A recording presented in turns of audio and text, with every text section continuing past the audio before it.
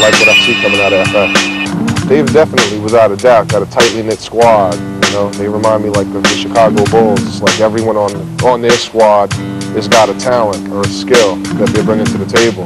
We the men with the style. Everywhere we go, you've seen it. You see it in the books, in the mags. You see all that shit. I went to Berlin. Everybody's writing like T-Kid. He went all over the place, and everywhere he went, they're all writing like Sess. I mean, you know, that goes to tell you something, man, you know? Kids know where the style is at. The FX crew, artists that, like old friends, that just got together and formed like a big movement, you know? And now we have people from Germany, all over, Puerto Rico, all over the world.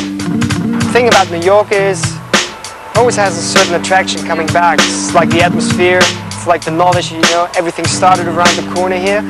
And still doing something like a train here is still one of the top aims German writers have. They come over just for doing that, just one train, probably one wall, but that's like the dream of their life, being here and doing it. Lumit, he's definitely one of the most motivated, never tired individuals I've ever met. Can you believe it? Come doing a production with FX after like 2 years? Ooh, with the infamous Lumit.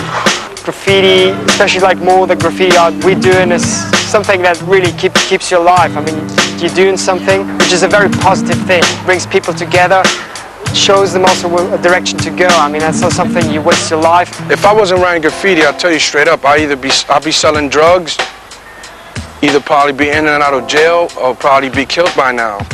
Where I came from, man, this is all we had, man.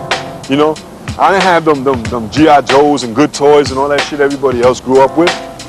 I had to steal my spray paint, man, and go scribble on a fucking wall, man.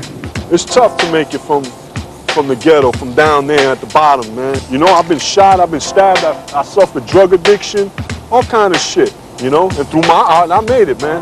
I don't have any other hobbies. Graph is my life. It's what I do. I meet people from overseas with it. It matters to me the way the walls come out.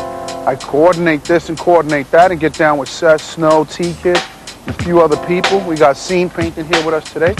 He's one of the guys I definitely looked up to. I used to wake up in the morning, look out the window and shit, and I used to see like different names, man. The Man 550, A1, Tracy 168, Phase 2. That's a long time ago, man. And I said, man, I want to do that, man. You know, I want to put my name on a train. I mean, I remember one time I pulled out a burner, right? I pulled it out in the 137th Street layup, on the one train between 137 and 145th. And people looked at my shit roll into the station and they started clapping when that train came in. The whole car that I did, you know, top to bottom style shit, man. I wanted to get up and tell people, yo, man, I did that, but couldn't do that, you know what I'm saying? Because I would have got busted or whatever. But that was a good feeling, man, you know what I'm saying? One day, I was coming from the Bronx and we had a lot of fun and I was on the train. I was coming home by myself this time and I was taking the 4 train into the last stop. When I got off the train, I remember the conductor saying, this is the last stop, everybody off.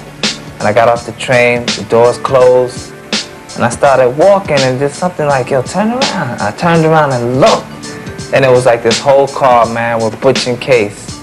I was like, this shit is it. You know, growing up in New York, you know, you couldn't help but see, you know, the writing on the walls and the trains running all the time, and you wondered, you know, who the hell was doing that there? When you started to see, it was people you went to school with, people around the neighborhood and stuff like that, and they were into it and they were somebody in it. You know, you begin to learn and take advantage of what you had around you. And being an artist, you know, I kind of lended myself to that. My boy brought a black book over my house, and that was it. He showed me one piece that an older writer from around my way had done, and that was it. That shit just stuck with me, you could say. You know, I'm still doing it now, like 10, 11 years later. Graph used to take every minute of my life. When I was writing graph, I'll tell you, when I was writing graph, I doodled and scribbled on anything and everything while I was on the phone. When I was in school, all I did was practice graph. On the way to school, all I did was look at graph. It was the bomb back in the day to just bomb and have your name all over the place and be known and be spoken about. I was always doing paintings. I was always painting and doing art and stuff. And a lot of people I know, graffiti writers, come to art through graffiti as far as doing paintings and stuff like that. I was doing paintings, I was doing drawings and everything. Then I went into graffiti because I thought it was really cool.